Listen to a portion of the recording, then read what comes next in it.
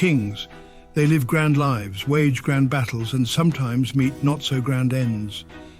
Today, we'll delve into the peculiar, the unexpected, and the downright laughable demises of three monarchs whose exits from the world stage were anything but typical.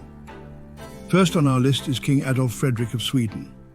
Reigning from 1751 until 1771, Adolf Fredrik was a relatively peaceful king, but he had one formidable weakness: his insatiable appetite.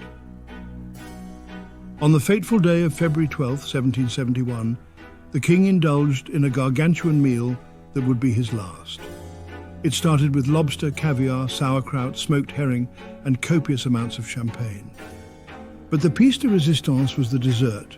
Not one, not two, but 14 servings of semla, a creamy bun soaked in milk.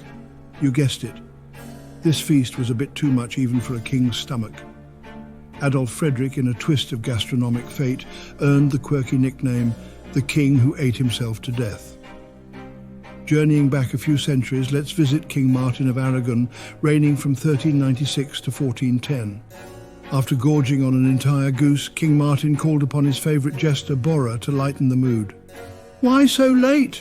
King Martin asked Borra, who'd arrived tardy to the feast.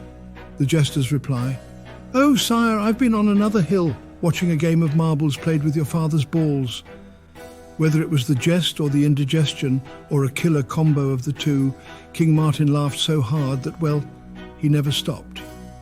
Last, but certainly not least, we have King Bela I of Hungary, who reigned from 1060 to 1063. Bela was no stranger to conflict, having waged battles for his crown, but ironically, it wasn't a sword or a rival that led to his unusual demise. One fateful day, while holding court, his grand wooden throne gave way beneath him. The very emblem of his regal status became the culprit of his unexpected downfall. From feasts fit for kings to jests that jolted and thrones that thudded, history is replete with tales that remind us royalty, though grand, are just as human and just as prone to peculiar ends as the rest of us.